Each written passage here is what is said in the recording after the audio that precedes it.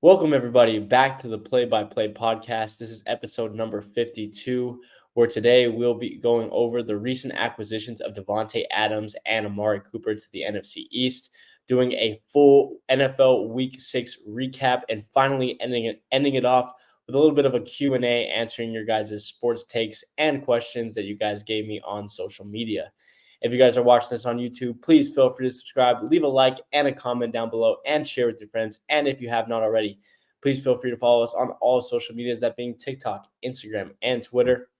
All of the ads will be down below, and there will be a bar popping up right here on this video, where if you go ahead and follow those, you will not only get to see my live reaction to breaking news in the sports world, but you also will always be notified for whenever the podcast uploads an episode, and you will be able to comment questions and takes for me to answer and potentially be on the weekly episode of the podcast. But without further ado, we got a lot to unpack. Let's get into it.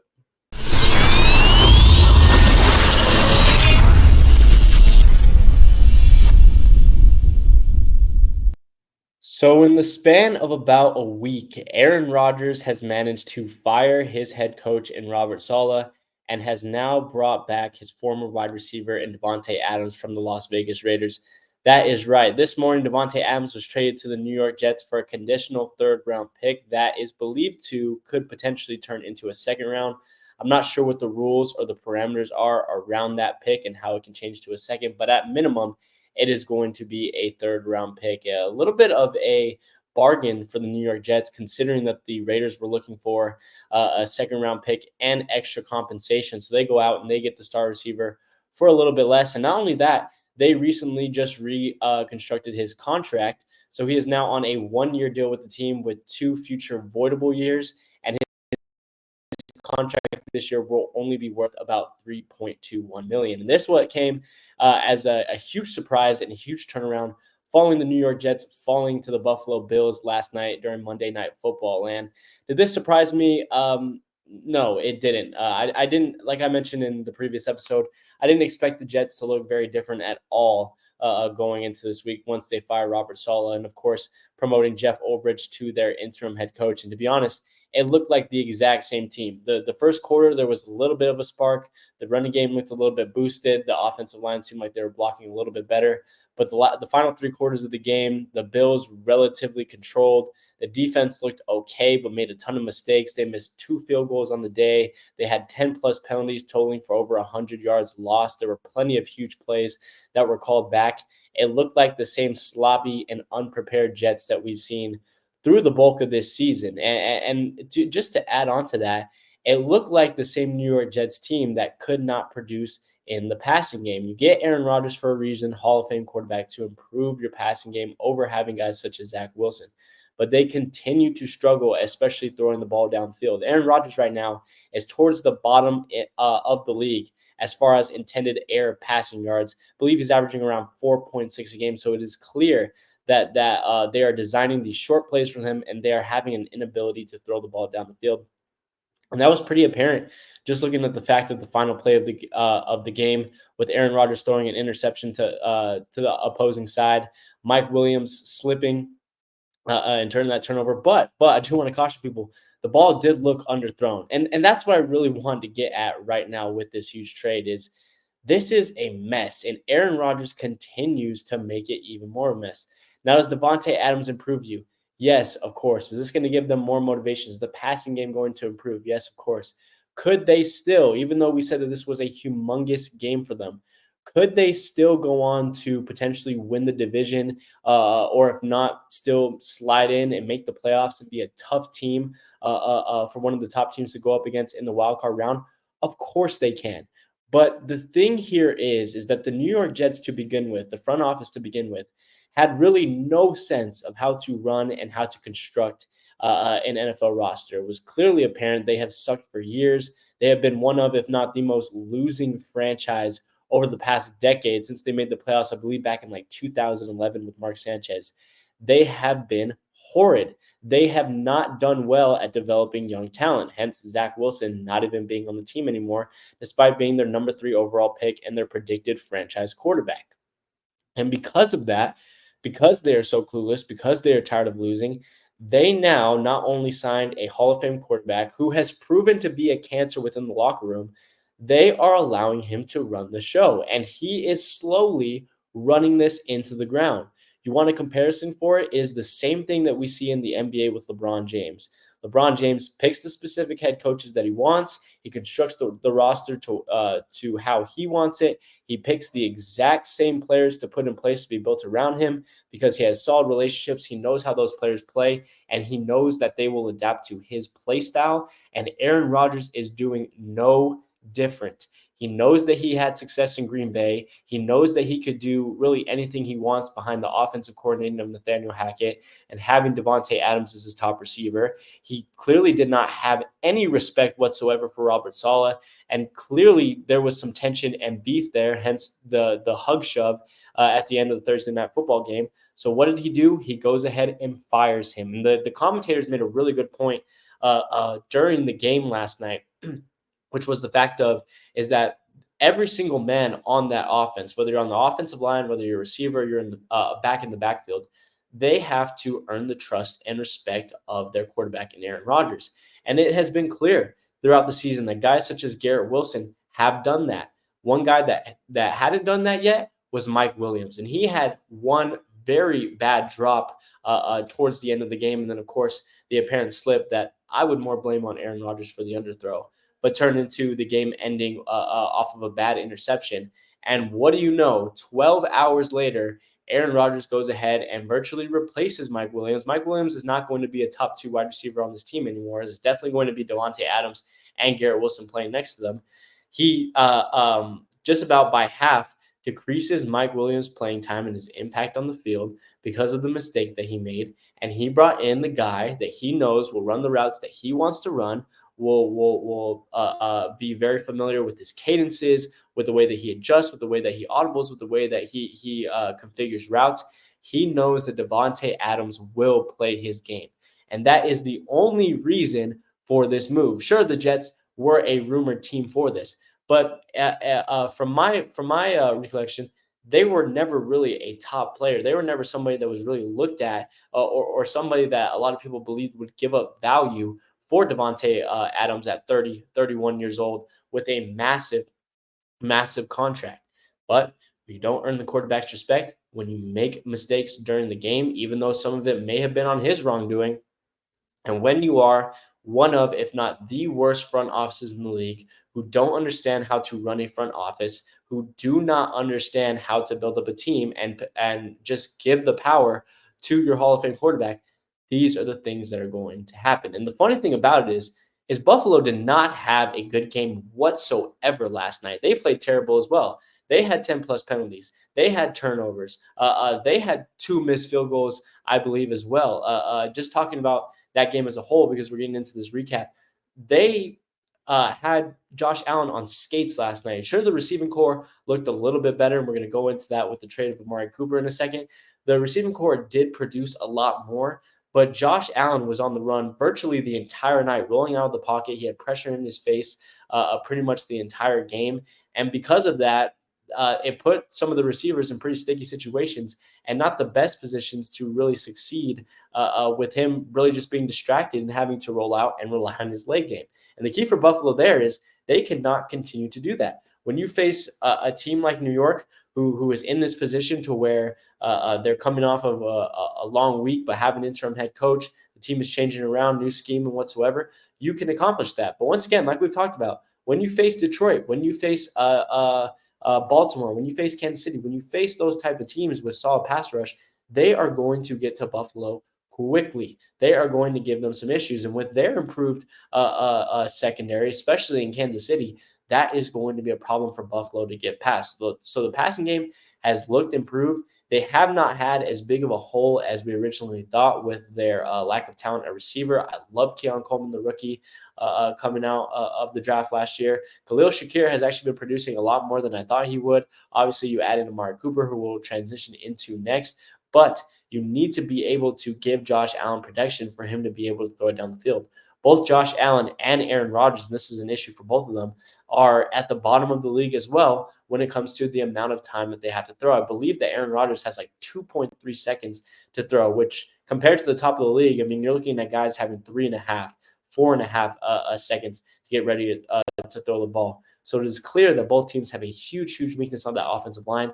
And despite them adding on to their offense and trying to fill it in with star receivers, they need to be able to continue to attack their quarterback, to protect their quarterback, I apologize, and to do it without having any real penalties involved, because that was a huge momentum killer for both teams going on last night.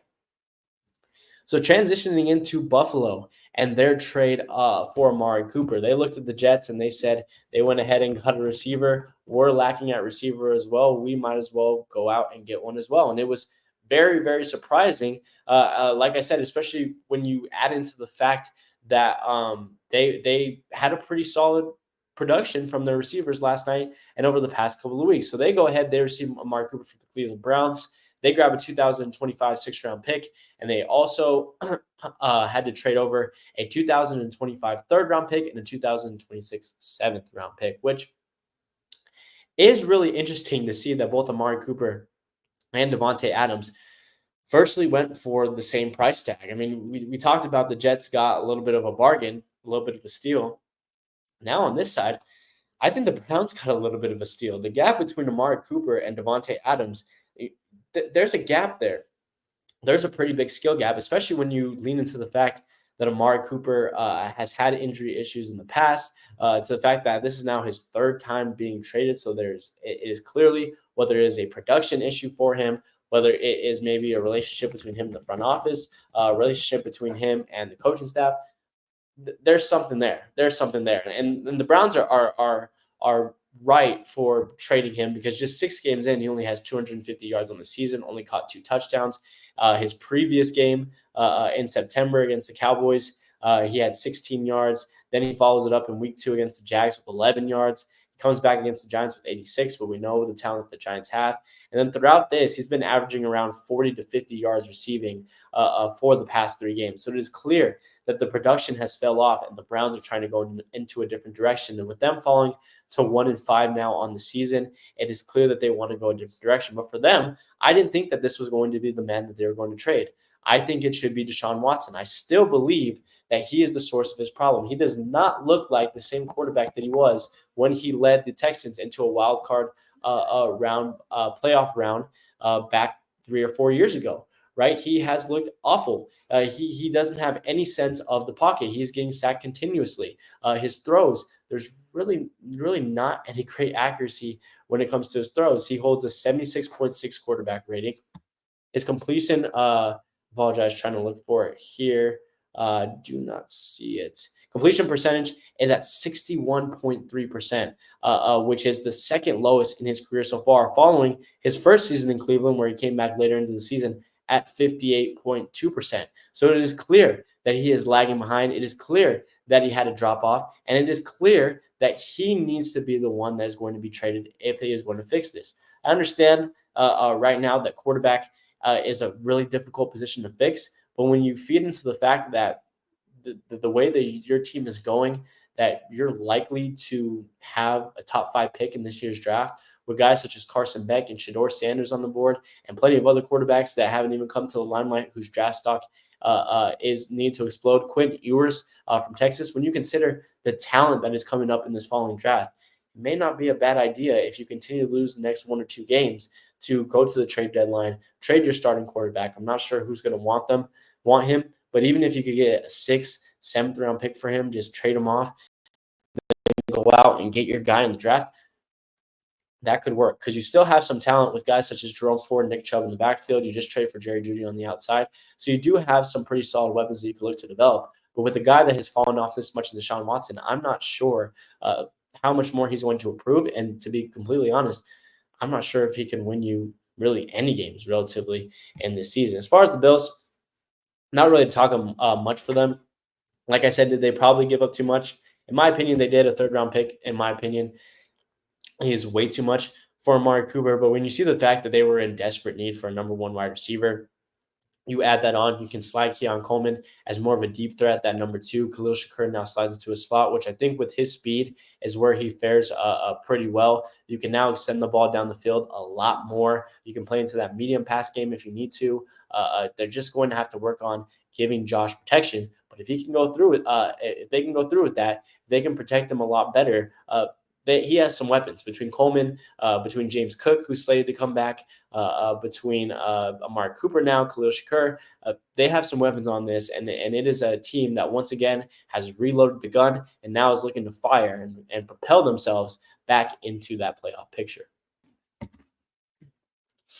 Moving forward into the Week 6 recap, starting in that morning window with that London 8:30 a.m. game, you had the Bears going 35-16 over the Jacksonville Jaguars, where we saw Caleb Williams record 4 touchdowns and 1 interception, adding on 226 passing yards.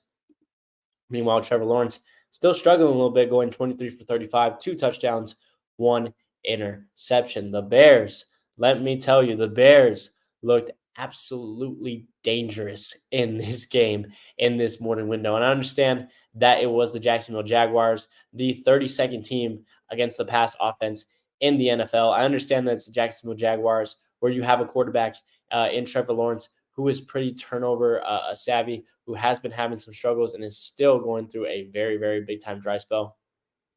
But listen, when you move into the fact that they averaged over 6 yards per play in this game, when you add into the fact they had 25 total first downs, when you add into the fact that they went about 50% from the third down margin, when you look to the fact that they only had 2 penalties totaling for 10 yards over the entire game, it speaks maturity, it speaks improvement, it speaks to a team that has finally gotten over the mountain hump and is now looking towards the other side and potentially competing for a playoff spot in what is a very, very competitive NFC North.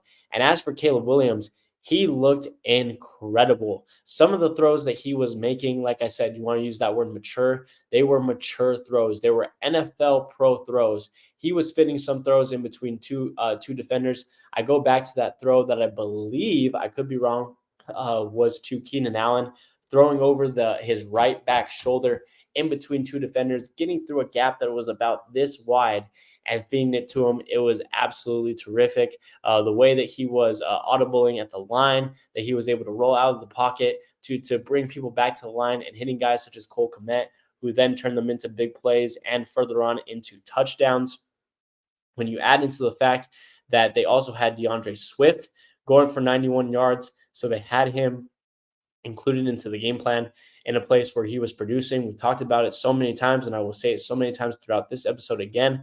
When your running game is doing well, the passing game gets even better because it makes your offense much more unpredictable to what you're going to be doing. The defense does not know whether they need to defend the run or whether they need to defend the pass. And that makes it so much more difficult for defenses to scheme against you.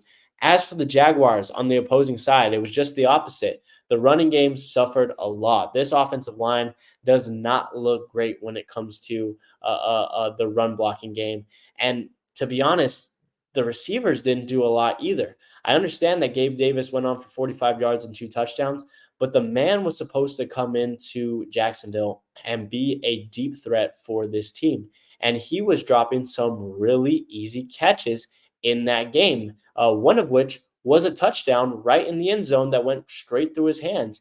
And that, once again, it stumps momentum. It gets Trevor Lawrence very frustrated. He's already not having a great season. He's making countless mistakes. You can't afford something like that to go through. You can't allow for Evan Ingram to be your leading receiver every single game. You have Gabe Davis, you have Christian Kirk, you have Brian Thomas Jr., who I understand is a rookie, but he also had a couple of drops during that game as well. They need to catch the ball. When Trevor Lawrence is putting these balls on the money, they need to catch the ball. And that's the frustrating thing is there are moments where Trevor Lawrence does look bad, where he is making a lot of mistakes, but there are also moments where you can see why he was looked at as one of the most polished prospects in the league. But his offense they're simply letting him down. And when you look at these numbers, the fact is he don't have a lot of plays, a lot of passes going for 20 plus yards per play. The fact of the matter is they are lagging behind when it comes to passing touchdowns in this league with only 8. The rushing statistics, when you look at their yardage, I believe they're in the bottom 15 of rushing yards in this league. So both sides of the coin aren't really producing very much. Both sides are frustrating the other side, whether it's Trevor Lawrence making bad throws, whereas the receivers lacking in catching the ball. There is a lot of frustration in Jacksonville. And to end it all off, Doug Peterson does not seem like the guy who can really adjust to his surroundings. He has not really adjusted at all when it comes to his offense. He still continues to bring this very aggressive and risky play calling throughout the game, whether that's going for it on fourth down, whether it's going for 2 point conversions, blah, blah, blah, blah. And that style is clearly not working. He is set, if the Jaguars continue to struggle this badly, he is set, in my opinion, to be either the first or second coach that is on the chopping block to get fired this year. You move on to the Buccaneers and Saints, who had an absolute a firefight, even though it doesn't look like it, with the Buccaneers going for beating the Saints 51-27.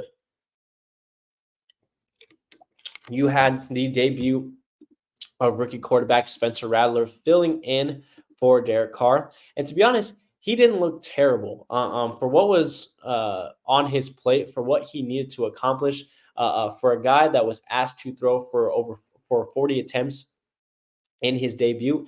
He didn't look awful at all. He had some really solid moments. He was able to use his legs a little bit, going for 28 yards on the ground, 243 yards throughout the air. He did score a touchdown, but he did look a lot more complete when it came to the short passing game.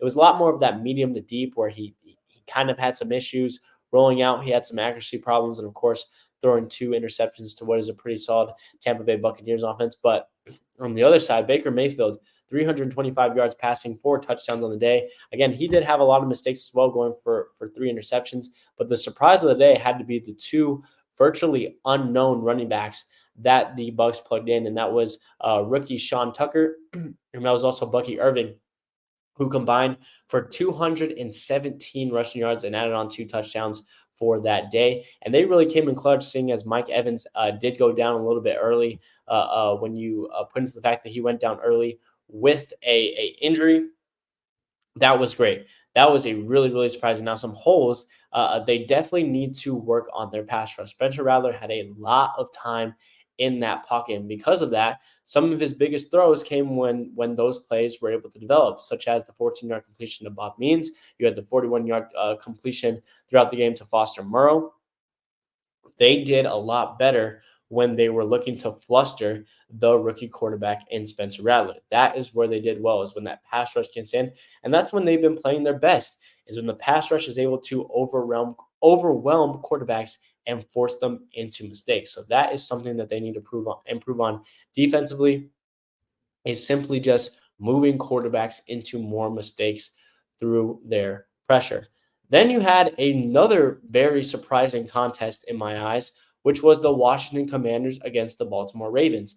And why I say surprising is I firmly believe that Baltimore was honestly going to run away with this thing. Washington has looked amazing. Do not get me wrong, but we still have to feed into the fact that they are very young. This is still Jane Daniels' first year. This is his rookie year, and the Ravens have been a polished playoff team for the past couple of years behind MVP Lamar Jackson. But Washington absolutely competed in this game. Their passing game still looked elite. Terry McLaurin and Jane Daniels have a really, really special connection, and the running game was pretty solid as well, to a point that, once again, that offense was pretty predictable. The problem for them in this game was the defense. They already came into the fact that they were allowing 5.7 yards per play. Baltimore was averaging 7.6 yards per play.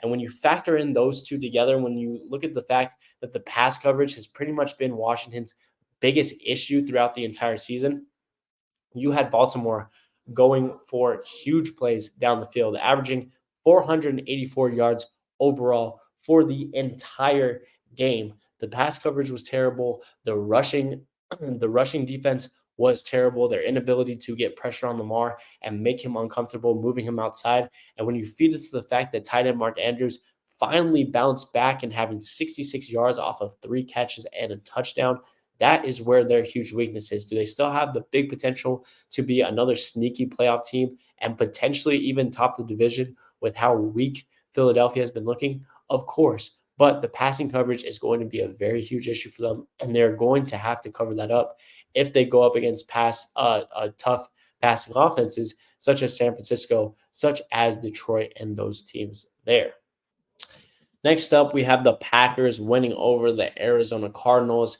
It was Jordan Love's third game back from his knee injury in a game that he actually looked pretty solid. Went 22 of 32, 258 yards, 4 passing touchdowns.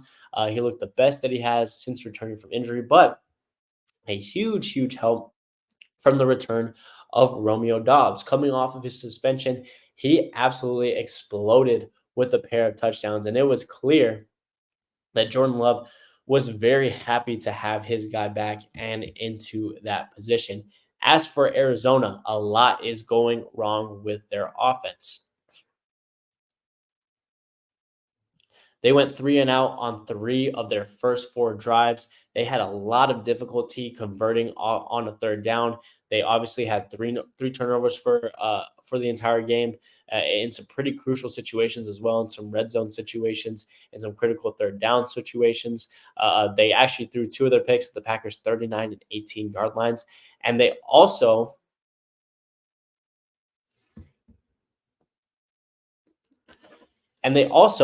had some pretty bad play calling.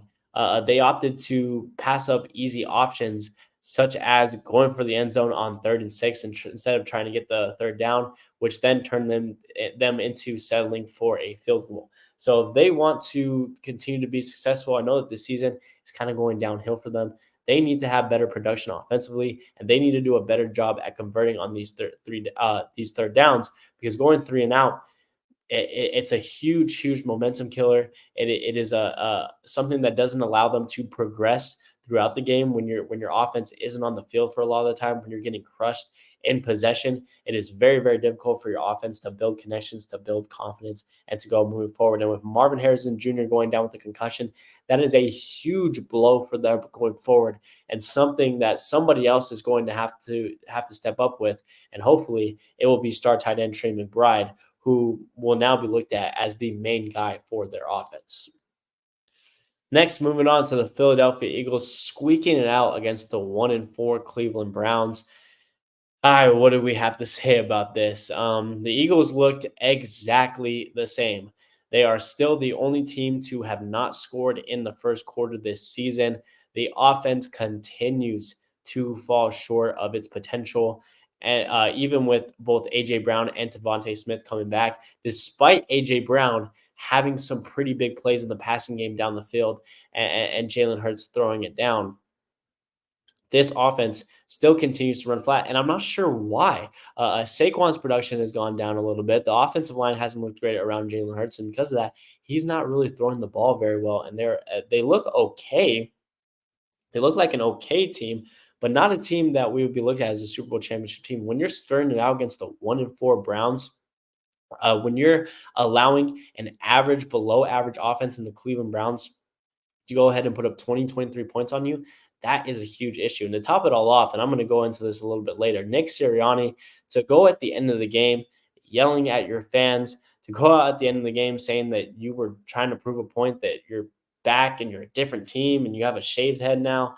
It's more circus than it is serious, and it makes people laugh at you. It makes people not want to take you seriously. Even your own fans who are getting angry at you, and it just continues to put you in the limelight of a guy that clearly is not the same coach that led them to the Super Bowl 2 years ago, and clearly is a guy that is really missing his top coordinators in Shane Steichen and Jonathan Gooden, who both have head coaching jobs in the league right now. Which, speaking of Shane Steichen and the Indianapolis Colts, they went ahead and they skirted one out against the Tennessee Titans 20-17 in the following game. It was a game that Indianapolis came into coping with plenty of injuries, including to their starting quarterback, Anthony Richardson, who was listed as the third quarterback in the depth chart for this game. The big one here was Joe Flacco at age 39. I don't understand how he continues to do it. He had his eighth straight regular season game with at least two touchdown passes.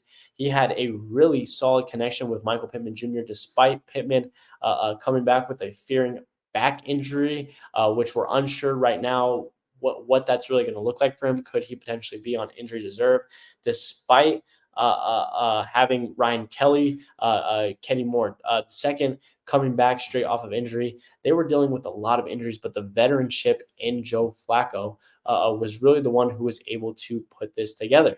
Now, on the other hand, the Titans, as far as their offense goes, talked about now,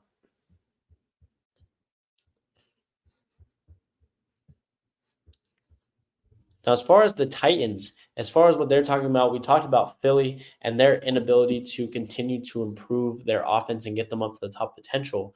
When looking at the Titans, they have a lot of potential, but they're just not able to use a lot of the weapons that the way that they want to. And that's simply because they have to play much more conservatively because Will Levis can only really consistently hit short to mid range throw because Will Levis can only realistically hit short to mid range passes in the passing game. It is because they have to fill this offense with a huge dose of Tony Pollard running the ball. And because of this, they are unable to extend the ball downfield and using their weapons, their speed, such as Calvin Ridley, their deep threat in DeAndre Hopkins.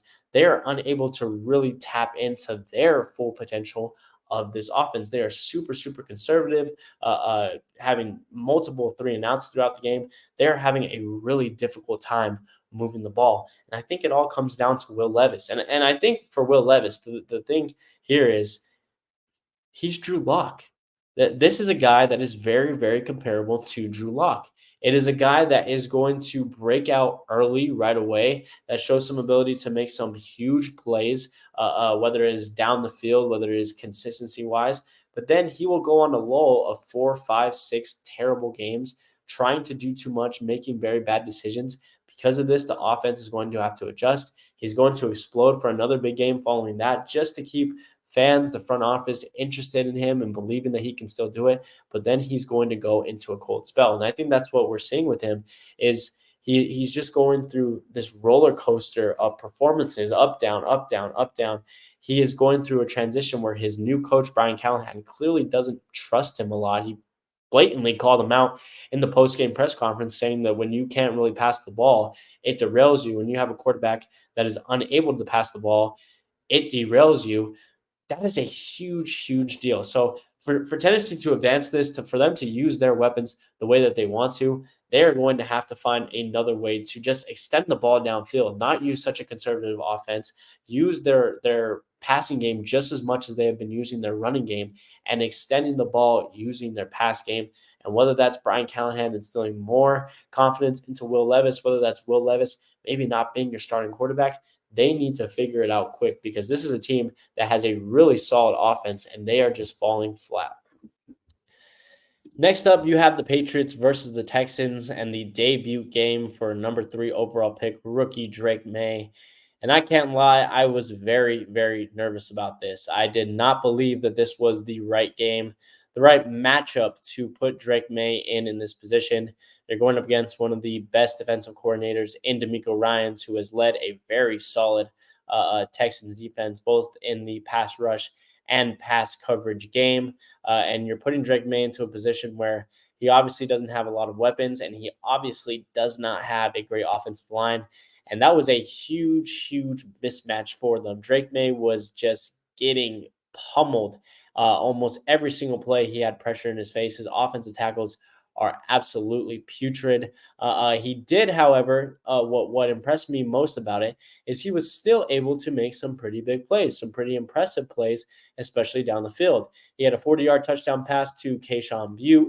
He did a really solid job escaping the pocket at times and getting out and extending plays down the field. So he did the best that he could under the situation and the matchup that he had. He had some explosive plays with his arm, which to me wasn't a huge strength for him. It was kind of an unknown as to how his arm was going to be. And that's the thing with Drake, man, is I always believed that he was really solid. I had him up there with Caleb Williams as a talent, but there was never something that I really felt that he really excelled at, right? His athleticism, his legs, they were okay, but they weren't that of like a Jaden Daniels.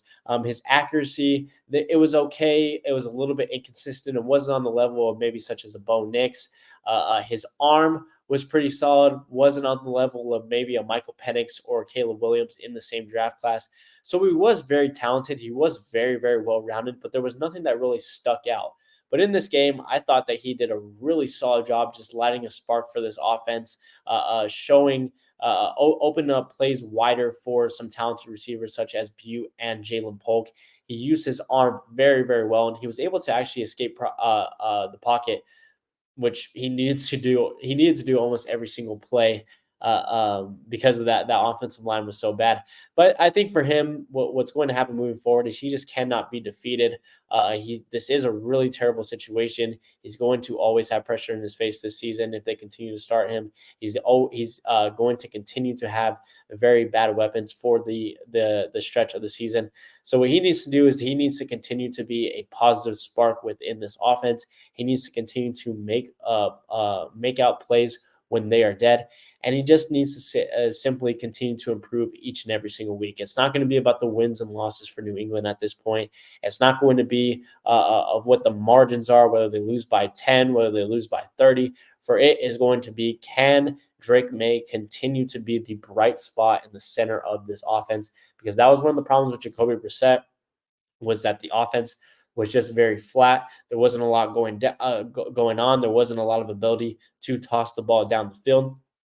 May showed that ability. May showed the ability to use his legs, to use his athleticism to evade the pocket. He had a really solid game, and he needs to continue that on. And don't let his confidence be destroyed, because he might not win really any more than a handful of games. I think they play Carolina in a couple of weeks, so maybe he can grab that one. But he has to expect that he's probably only going to win 1 or 2 games for his rookie year, and he is going to have to be content with the fact that the Patriots are likely to be the number 1 or the number 2 overall pick, and that they're going to get a new target for him. So just continue to be the bright spot in this offense and continue to perform. Next, you move into the afternoon window. You had the Steelers and the Raiders, where the Steelers beat the Las Vegas Raiders 32-13. And the big story here was in Pittsburgh, because Justin Fields continues to win games for the Steelers team. And it's been pretty impressive to see what is, in my opinion, kind of an average Steelers team. There's not a lot of pop when it comes to this team. The defense is solid. The pass rush is incredible. TJ Watt had an absolutely dominant performance the other day in week 6 of the season. But the offense doesn't really do a ton for me. You have George Pickens on the outside. You have Najee Harris in the backfield along with Jalen Warren. But other than that, there's not a lot. And it's very interesting to me how they continue to win games. And there's actually been questions going forward as to who should be the starting quarterback the following week. It is reported that the Steelers are looking into Russell Wilson.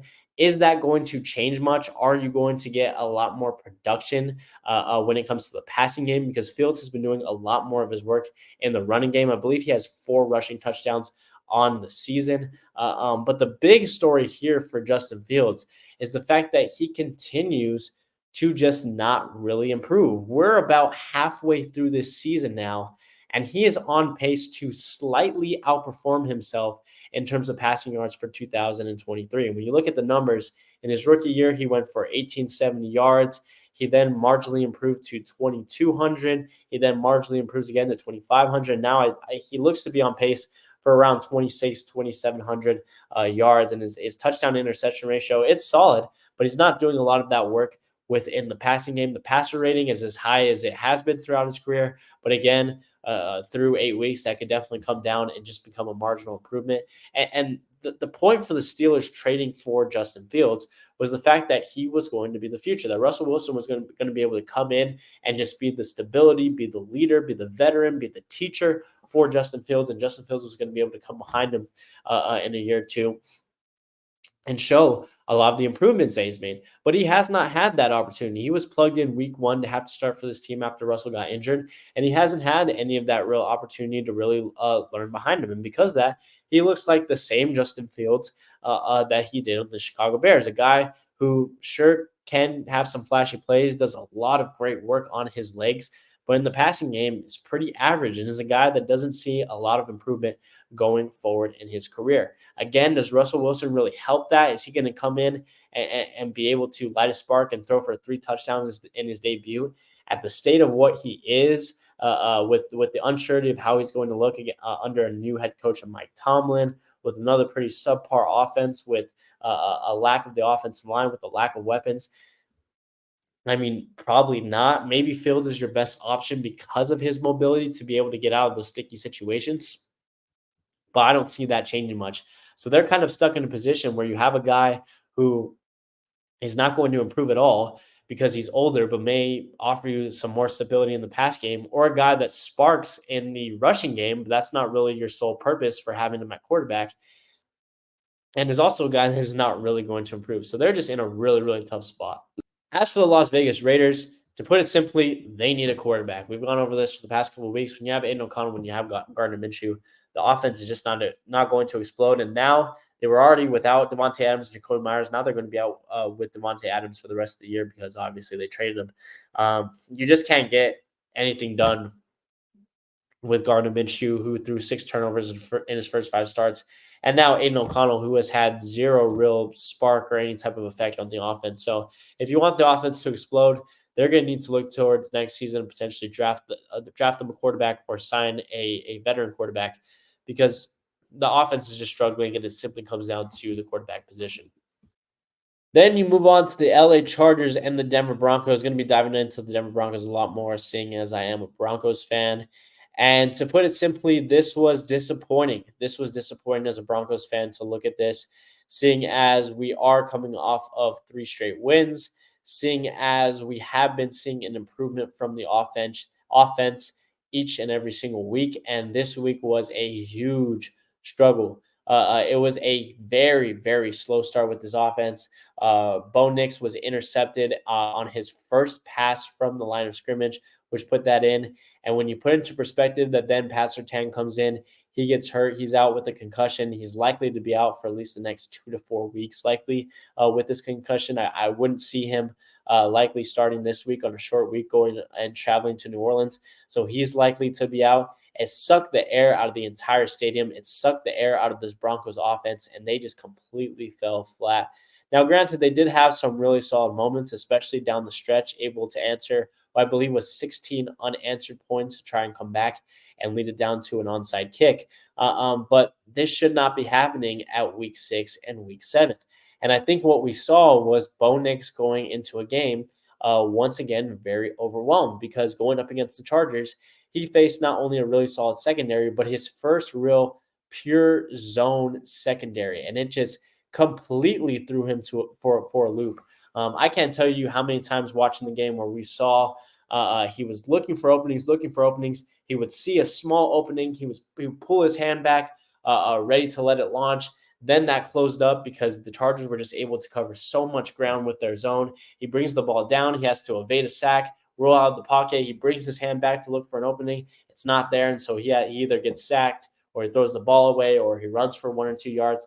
He just did not look comfortable with that type of zone. It didn't look like he was able to read the field very well. We have to remember, when the Broncos drafted Bo Nix, the reason why they liked him was because they believed that he had a very high football IQ, that he processed plays very, very quickly, and he had really solid accuracy. And so far, at least through the struggling games that we've seen him and in the New York Jets game, we have not seen that out of him. And many of his mistakes, he throws the ball directly at his receiver instead of leading him. That was one of the issues that happened with his interception in the game, is he threw the ball just a bullet pass straight to the receiver, and it got tipped up, and it was sort of behind him, so it tipped up and back to the cornerback. And it is clear that he had a real issue processing a zone defense and its ability to cover ground. And when you add into the fact that they had a lot of injuries going into this game, that you had your third string right tackle in, Josh Reynolds is in IR. He won't be back for 4 weeks. They were struggling. And it's the fact that Khalil Mack was absolutely dominating Garrett Bowles off the edge, was giving it Bo Nix a nightmare. Now, he was able to evade sacks pretty well and use his legs, which has been a huge bright spot. And I would like to continue to see the Broncos add on to that fact, because that is where he brings most explosiveness, which is when he's on the run off of bootlegs, getting those 10, 15, 20 plus yard rushes with his legs. That's where they need to feed into more. But they also need to start looking into giving other guys opportunities to look to get a spark. When your offense is starting off this slow, and it has been starting off slow for the entire season, when you have so many injuries that they have, they need to start looking down the line. And I love the Sean Payton quote in his post-game press conference, where he said, I want to continue to see more of these rookies. I want to see Bailey and Troy Franklin in the pass game. And more importantly, I want to see Audrey's Estime more in the running game now that he's coming off of injury, off of the injury reserve. Javonte Williams has looked much improved for what he had in those first 2 weeks. He has had much more of that second gear, much more of that thumping engine, and the ability to get more yards after that first contact, to continue to churn his legs and fight through the linebacker or defensive end that is bringing him down. But, but, they're still falling a little bit flat when it comes to that running game. And I think that you need to start looking more towards guys such as Audrey Esme and Tyler Body, guys that hold a lot more either speed or strength, guys that haven't been playing that much that season, and guys that have shown sparks when entering into that game. And Javonte Williams obviously having a fumble early on into the game, playing that fast-paced tempo. If Sean Payton wants to continue to play fast, which is what he needs to do, because that is where Bo Nix is most effective. When you find him, he's most effective going into those 2-minute drills, is why the Broncos were so good at the end of the game. Bring in some of these younger guys, some guys that can handle that pace a lot more, some guys that can handle a lot more hits within a possession where you're going no huddle for 2 or 3 plays. Find somebody that is going to light a spark, because at this moment in time, you are seeing a team that is now 6 weeks in and is a team that has started slow each and every single one of those 6 weeks. And it is because the offensive line has been struggling. The pass game hasn't been able to get off to a fast start. And because of that, the rushing game has suffered a lot, because you have guys such as Javonte Williams and Jaleel McLaughlin who have just been falling flat with their production. And when you look at the fact that defensively things didn't look great, the fact that, and I want to give this huge suggestion, so I hope that the Denver Broncos defensive coordinator in Vance Joseph is listening to me, and I'm going to get very passionate. The fact that you need to bench Jaquan McMillan, or at least keep him in the slot to where he was before, that should be an emphasis, because that man was getting absolutely killed. He got burned every single play when he was lined up on the outside against receivers. That man, you need to move Levi Wallace to the number 2 corner and leave that man in the slot, because he showed an inability to cover throughout that entire game. Or get the man that you drafted in the 4th round, Chris Abrams, and put him out there, because Jaquan McMillan was absolutely awful in that game, and it was pissing me off and frustrating me for that entire game. So bench Jaquan McMillan, bring in some of these young guys, and allow them to light a spark.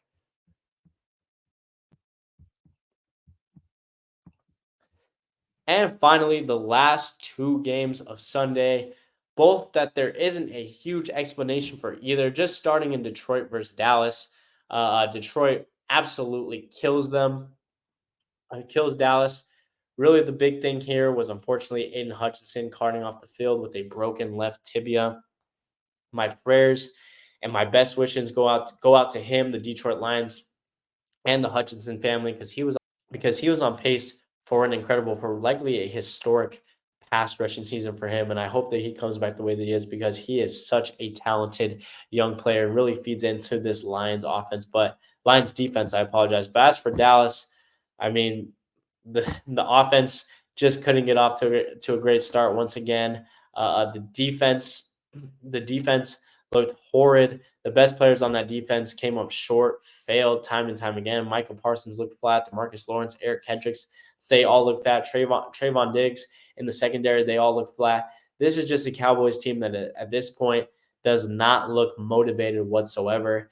Doesn't have the same defense that they had 2 years ago under Dan Quinn. Mike Zimmer is bringing them down, and it is clear that the fit signing Dak was likely a mistake, and that Jerry Jones once again has just built an awful team. And finally, like I said, you had the Falcons 38-20 over the Carolina Panthers in a surprisingly very entertaining NFC South matchup where you once again saw the Falcons execute their offense to a T. A big spark in from backup running back Tyler Algier, who came in with a rushing touchdown with about 5 minutes left in the game to close that out. I think the most surprising part of this was the Falcons came in with the fifth fewest rushing yards in the league, averaging just about 97 yards per game. And against the Panthers, they go out and they go for 200. So without Algier and Bijan Robinson, they were able to produce that rushing game. And once again, like we talked about, the running game feeds into that passing game. If your running game is firing off, the pass game is going to have an easier time because your offense is much more unpredictable. And as for the Panthers, they had a very, very difficult time with their third down defense. They came into the game entering Sunday, allowing teams to successfully convert on third downs for nearly 50% of the time, which is the fourth highest rate in the league. And it got even worse with Atlanta once again going 50% on their third down opportunities.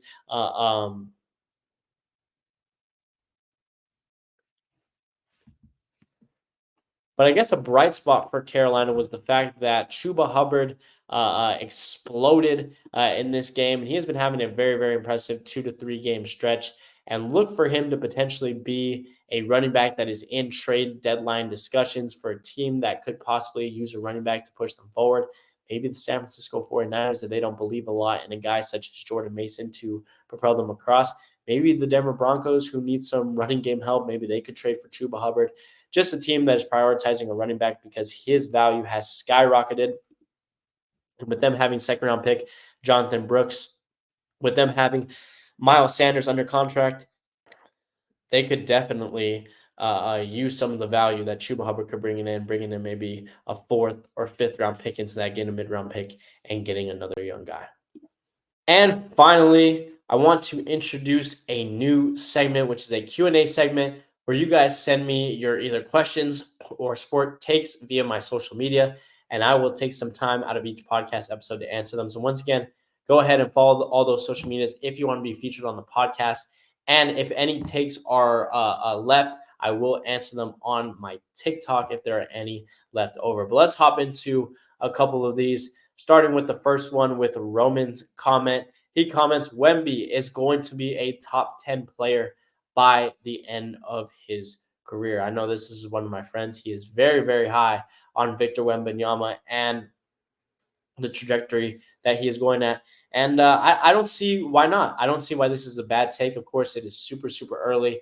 Wemby only being in his second year. But I think from what we have seen from him, there's no reason why he can't be with his size, with his ability, with his athleticism on both ends of the court. The man's a cheat code, to put it really simply. The man's a cheat code. It's going to be very, very difficult to guard him. I am very excited to see what him and Chris Paul can do in a pick and roll this year.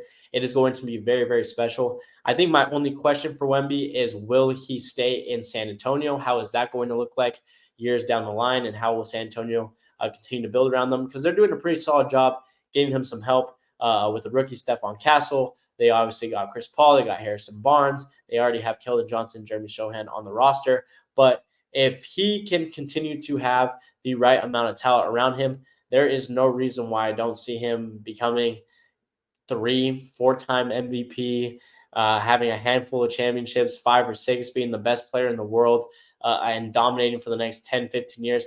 There's no reason why you can't see him having a LeBron like type stat line. Is he going to be the greatest scorer in NBA history? No, that's just not the way that he plays ball. But could he lead? Could he become the leader, the all-time leader in blocks, in rebounds? I think he definitely could, especially coming in at 18. Could he be the most versatile player that we've ever seen? Absolutely, at his size, with his ability, with what he can do shooting wise from the perimeter, protecting the rim on the interior. I mean, there's really not a lot to say. We're obviously going to have to see him develop to see what his team can put around him. But hey, prediction 4 or 5 championships. Add on to that with 4 or 5 MVPs and a decade or even 2 decades of dominance in the future for Victor Wembanyama. Can definitely see him becoming a top 10 player by the end of his career and potentially the greatest center of all time. Moving on, we have Jer Bear's comment. He says, Nick Sirianni, worst coach who still has a job in the NFL. And we're going to dive into this Nick Sirianni situation a little bit more now. Gosh, man, what a mess it is over there in Philadelphia with Nick Sirianni. Now, I definitely have some mixed opinions on this take. Just seeing as I think that there could be 1 or 2 coaches that you could put below him.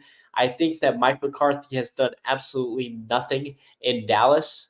Like I said during this episode, outside of Sirianni, who is another guy that is probably on the chopping block to be fired this year, I think Doug Peterson is probably just as worse. He has shown just no ability to develop this offense. He has too risky of a scheme. And Kevin Stefanski from the Cleveland Browns also goes up there with me. With the weapons that he had in tow this year, I thought that this offense was going to be a lot better, and it just hasn't. He's wasted a perfectly great opportunity with a very, very high level, elite level defense.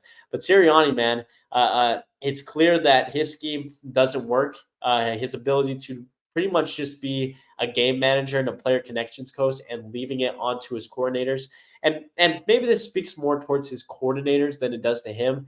Because, like I said, he probably is missing both Shane Steichen and Jonathan Gooden, who got head coaching jobs relatively quickly. And if you look at those 2 teams, I mean, I know that neither of those 2 guys have really had a lot of success when it comes to records, but there has been moments and there has been huge amount of sparks on both the Cardinals and the Indianapolis Colts that I've seen. I mean, Anthony Richardson has had some pretty bright moments as a rookie quarterback, has done a pretty solid job developing from his injury-ridden first year to now his second year, even though he just got injured. So maybe you can put it more onto the coordinators, but it is clear that even though he's supposed to be a player connections coach, that his ability to connect with the players isn't well. There's still rift. There's still tension with Jalen Hurts. He is clearly putting him in very terrible situations, despite having one of the top receiver duos in the league, despite having with how Saquon has been performing, especially to begin the season, one of, if not the best running back in the league, a solid offensive line. This is an offense that should be exploding. And instead, you have a guy, Nick Sirianni, who is simply flaunting his ego, who is wanting to argue with his fans and show them that he is a different guy, when in reality, the fact of the matter is that he has really no control or idea over his scheme. He leaves it to his offense and defensive coordinators, and because they're not really solid, they're not great, they're not Shane Steichen, they're not good, and they are suffering. And a team that should be at the top of the league, that should be in the playoffs, is now skirting by a team that is now 1-5. That really had no business even being in the same stadium as the Philadelphia Eagles. Sirianni is definitely one of, if not the worst coaches. In my opinion, I would likely put Peterson, Stefanski below him, but he is right up there with the worst of the worst.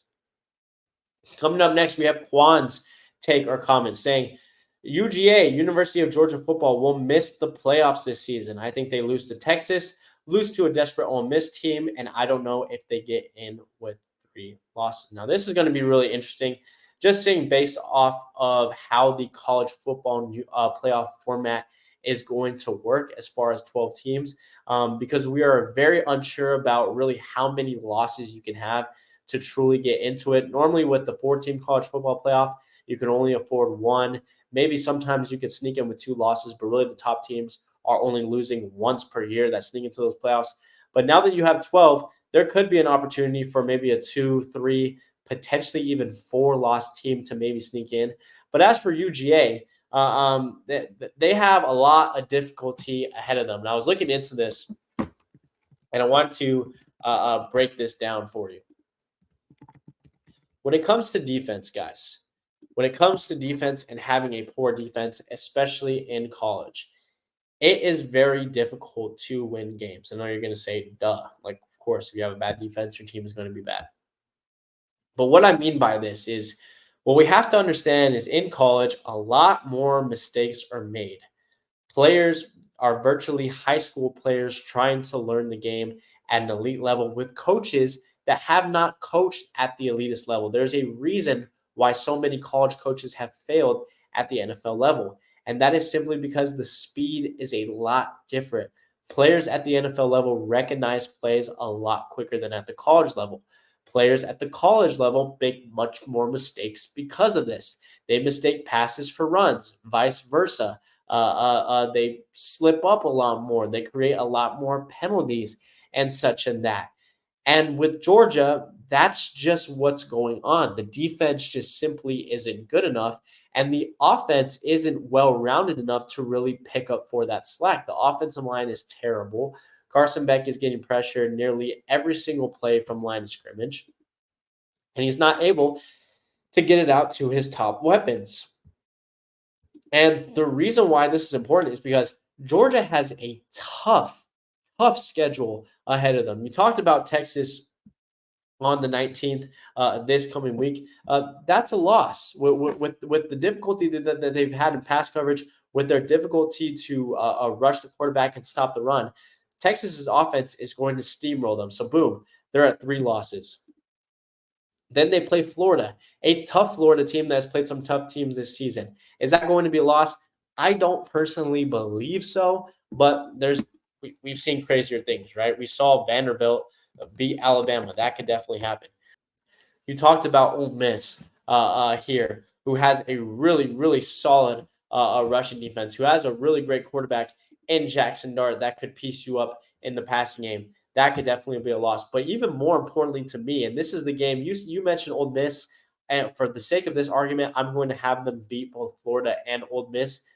But Tennessee, number 11 ranked Tennessee, that front four is absolutely terrifying. If I'm Kirby Smart, if I'm Carson Beck, I'm having nightmares because with that ferocious front four that Tennessee has, they may not have the greatest offense, but once again, with a struggling defense, they're not really going to need it. With that front four, they are going to be able to get to Carson Beck anytime that they want to.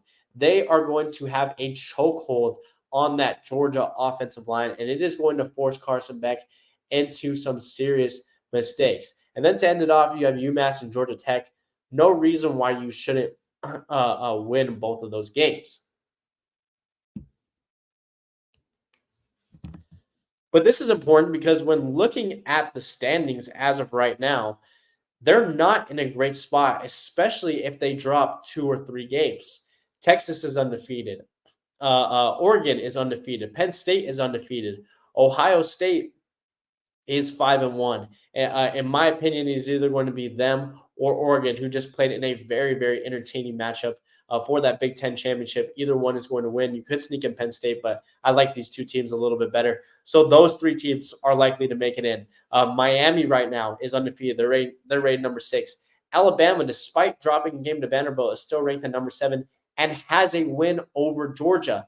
Iowa State is undefeated. Tennessee, we mentioned, if they beat Georgia, they will have a game on Georgia, and they've only lost a game. Notre Dame only lost a game. Is the highest amongst college football independents right now. I believe I mentioned Iowa State. They're 6-0. LSU in the Southeast Division, they are 5-1. And just outside of this, even outside of the Big Fives, you have Boise State, who is 100% going to run away with this Mountain West Conference, who is slowly climbing up the polls and is now joined into that top 15. Kansas State, who I know struggled against Colorado the previous week. They're now 17, though, and they can make a run in the Big 12. BYU, who's in the Big 12, they're undefeated. Texas A&M at 5-1 have a pretty light schedule ahead of them to where they could pretty much win out. You talked about Ole Miss. If they win, they have 2 losses. You said that they were probably going to be very desperate. And so if they win that game, they'll have that over Georgia. And even going farther back, I mean, are there teams that could make run? Both Navy and Army are undefeated right now.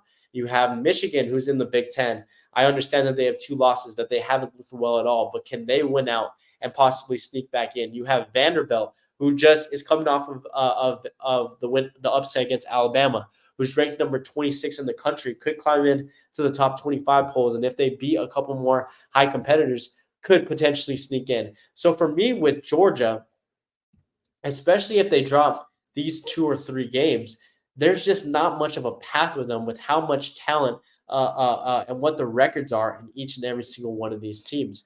So, do they have a path to the college football playoff? Yes, but it's going to have to start with beating Florida because I don't think that they're going to beat Texas, beating teams such as Georgia Tech and UMass, and then can they pull off a victory against either Ole Miss or Tennessee? Can the defense improve a little bit to where they don't get pieced up by Jackson Dart? Can the offensive line improve a little bit to where they do not get absolutely obliterated by Tennessee's ferocious front four?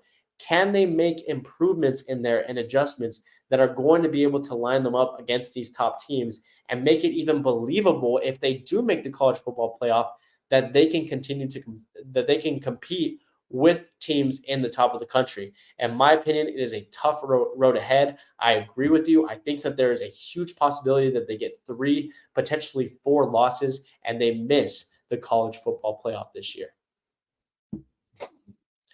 And finally, the last take of the day from one of my other good friends, Stev. He said Brock Purdy, top 5 quarterback in the NFL, and this is going to be this is going to be the first time that I tell you guys my opinion on Brock Purdy. I think Purdy's a good quarterback. I do think he's a good quarterback. I think he's one of the better ones in the league. I got to give the man the credit he deserves. In the beginning, I did believe that his success was just purely based on the fact that he had Kyle Shanahan, the most creative offensive mind in the league, that he had Deebo Samuel, that he had Brandon Ayuk, George Kittle, Christian McCaffrey. But he has shown the ability to lead this team through. He has made a lot of great and very tough throws, especially this previous week on Thursday night against the Seattle Seahawks. He has led his team to a Super Bowl, and he has won games despite having guys such as Deebo, George Kittle, or Christian McCaffrey injured. He has shown consistency, and I got to give him that. But top 5 is a little bit too much that I'm willing to reach. I think Patrick Mahomes is better. I think that Joe Burrow is better. I think that Lamar Jackson is better. I think that Justin Herbert is better. CJ Stroud, I think he's better. Josh Allen, I did not mention. I think he's better. That is 6, I believe. If we're just basing this off of season performance and this season, I think that Sam Darnold and Jaden Daniels have had better performances than Brock Purdy. I'm not going to put them ahead of him, but I think that those two have had shining performances. So Purdy is definitely in the upper echelon of the quarterbacks in the NFL.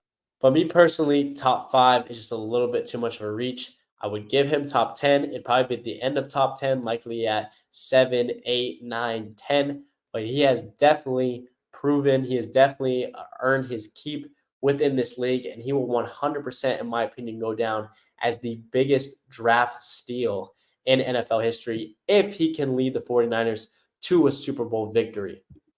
And that's it for me, guys. A huge, very, very long episode, but there was so much to cover. This week was absolutely insane. And I wanted to at least get into a little bit of the weeds with some of the important teams and the important deals that were made. I want to thank you guys for watching this entire video, for all of your support on the episodes. If you're watching this on YouTube, please feel free to subscribe, leave a like and comment down below, and share with your friends. And if you haven't already, if you are not following us on social medias, please feel free to follow us TikTok, Instagram, and Twitter. All of the ads will be down below, and there will be a bar popping up right here. Make sure to leave another sports question or take if you want to be featured on the next podcast Q&A. And without further ado, guys, I will see you guys on the next one. Peace.